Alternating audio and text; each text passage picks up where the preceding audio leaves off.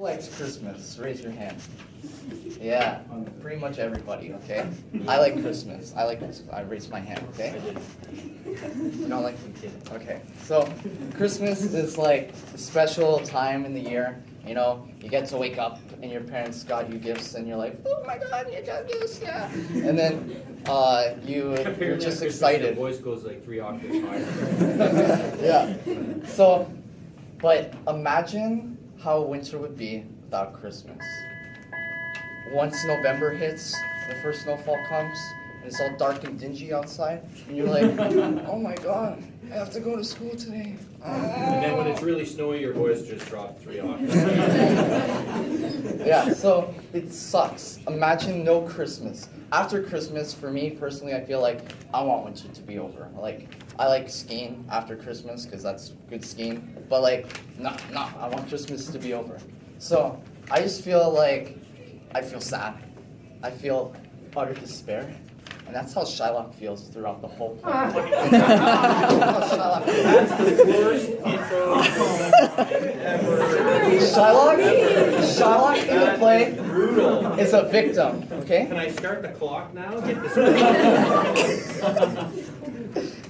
Shylock? Christmas? You like Christmas? No, you're sad, and that's how Shylock is. Shylock is a He victim? doesn't even believe in Christmas. I know, he doesn't have Christmas, he's been sad his whole life. It's a shame, it's a shame, okay? Oh my God. So Shylock is a victim throughout the whole play, and he's despised by everyone around him, okay? The devil can cite scripture for his purpose. An evil soul, producing holy witness, is like a villain with a smiling cheek. A goodly? I don't know. Apple running at the heart. Act 1, scene 30, line 108. That was said by Portia, by the way, okay? This sums up everyone's thoughts on Shylock throughout the whole play, and my 3 points. This is still paragraph 1, by the way, okay? So, he's abandoned by his family. He is discriminated for his religion, and he is shown no mercy throughout the whole play. First off, Shylock lives in a broken household and a shattered home. I don't think there's any mention of a wife or a mother to his daughter throughout the whole play, and his daughter doesn't want anything to do with him. Alack, what heinous sin is it to me, to be ashamed to be my father's child? But now I am a daughter to his blood, I am not to his manners. Act 2, scene 3, line 16 to 21. That was said by Jessica talking to Lorenzo on why she hates his father because he is a Jew and he is looked down by everybody in the society. Now, I want you to sit back for a second. Everybody, close your eyes. I don't care if you close your eyes, but you can, okay? Imagine a loved one in your family. It's your dad, brother. I don't know. You might not have brothers or sisters. Okay, just imagine some loved one. Imagine them getting hit by a car. Okay? They got hit. They're dead. Now, imagine you find out about that on the news, or a family member comes up and is like, your dad's dead. Imagine that, okay? That first second, you're going to feel sad. You're going to feel angry. I don't know. You might be happy. I don't know. So, in this sense, relating to that, Shylock has lost a very important part of his life, his daughter, okay? And he's lost that person, and that's very sad because the people around you shape who you are, okay? Shylock has lost that very important person, which he dedicated his life to make sure she is safe from the evil Christians that are in the book. Do as I bid you, shut doors after you, fast bind, fast find, a proverb never stale, and a thrifty mind. Act 2, scene 5, line 50. And making sure that he has a stable income for his 2-people family, as he is worried for the loss of his daughter and his ducats. Said by Solanio. I had to search up how to say his name. I never knew how to say his name. Yeah.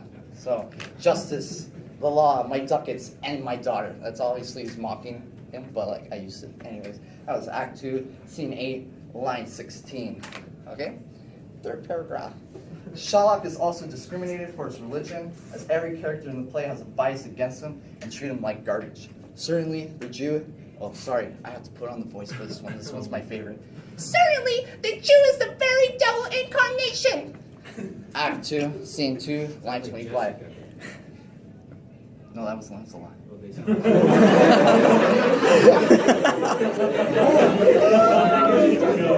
Said by Lancelot to Antonio and Bassanio, calling him by his religion instead of his actual name. The characters in the play have no respect for the Jewish people, kind of making them look like he's the Jewish people in the society are like the scum, up to no good, evil people, and that's not good. One insult said by Antonio, the Hebrew will turn Christian, he grows kind. Act 1, Scene 3, line 44. That is taken bad because it's like, wow, that guy's Jew, but he's like acting like a Christian, like, I don't know, something wrong with that, So all the hate coming from the Christians has made Shylock fear them and take extra precautions throughout the whole story, making him try to stay away from them. And Shylock says to himself, I hate him for he is Christian. Act 1, Scene 3, line 38. After thinking about how much Antonio has done to him in the past, like spit on him and call him names, he's associating the Christians as bad people, and the Christians are associating the Jewish people as bad people. So they need to get together and have like a potluck or something, I think. Lastly, Shylock is given no mercy at any point in the play. At the start of the play, Shylock is treated like the scum of society, as you can see that through Antonio and Bassanio's interaction with him as they decide details for the contract. I like not fair terms and a villain's mind. Act 1, Scene 3, line 176. Bassanio says to Antonio, saying that they think that Shylock is a villain because he is a Jew, and has been seen as a shady character throughout the book. They kind of like describe him as a very shady character. So throughout the play, he's put down by almost every other character. In the court case at the end of the book, it starts off with everyone asking Shylock for mercy, and then when the tables turn and Antonio starts getting the upper hand, they do not give him any mercy throughout the play. Okay? Portia asks Shylock for mercy on Antonio, saying, then the Jew must be merciful, and that was Act 4, Scene 1, line 181. And it is an attribute to God himself, and earthly power doth then show like as God's when mercy sees its justice. We do pray for mercy, and the same prayer doth teach us all to render the deeds of mercy. Act 4, Scene 1, line 193 to 200. Since at the end of the court case, Shylock ends up losing all his possessions and money, there is no reason for him not to be afraid of the evil monster Christians who have attacked him throughout the whole play and strike them down with like the hand of God, pretty much. Okay, here's my favorite part of this. Okay, I have another story. Okay, imagine. Are you done? Like, is that the end? No, I'm not done. I'm not done. Imagine, okay, you're at recess, 5th grade. You're at recess. You're enjoying yourself. You have this banana, okay, and you're walking around. You got this banana. You're like, I'm saving this all day. I'm so hungry. I'm gonna eat this. It's gonna be awesome. And this kid comes up and he's like, oh, please, sir, can I have your banana? I'm so hungry. And you're like, no, this is my banana. It's my banana, okay? I'm gonna eat it. And then the kid's like, oh, okay, yeah. And he walks away, okay? And you're like, yeah, I'm gonna eat this banana. And then you trip, okay? And you just, and then the banana flies out of your hand and into outer space. It's gone. You can't get it. You can't go into outer space. Else you'll choke to death unless you have suits. Okay? And then you're like, oh, now I'm gonna be so hungry. Next day, your mom didn't pack your lunch. You don't have a banana. There's no banana. Okay? That kid, he comes to school with a banana. He's like, ooh, I got a banana. Okay? And then you're like, oh, can I have a bit of banana? And then he's like, no, you can't have my banana. Okay? And then he's like, yeah, you can't have my banana. And he goes up to a teacher and he's like, hey, that kid yesterday? Yeah, that kid? He didn't give me his banana yesterday. You know what? I think that he should not have recess for a week. I agree. Yeah? 2 weeks. 2 weeks. 2 weeks? How do you make a month? A month. Yeah, exactly. Okay? And so that kid has a banana. You, all of you, because I said imagine you. So all of you, no recess for a whole month. What? wrap up the banana story. I gotta. I'm not done yet. Okay? Oh, but you That's are. how bad the court case is in this book, and Shylock feels very angry and sad after he loses everything. Shylock is designed to be a scum of the earth person throughout the whole play. Like Shakespeare designed him to have like no redeemable qualities, as said on the test. He is abandoned by his family. His daughter doesn't want anything to do with him.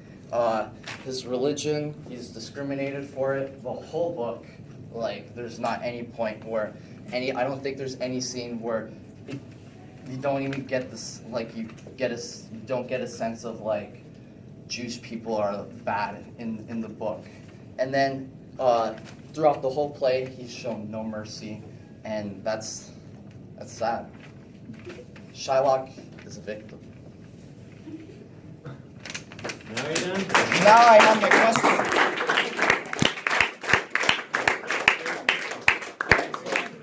My question is, in the court case, basically, if the person being prosecuted was the Jew and the person prosecuting was the Christian, how do you think it would go down? Do you think it would go down any different?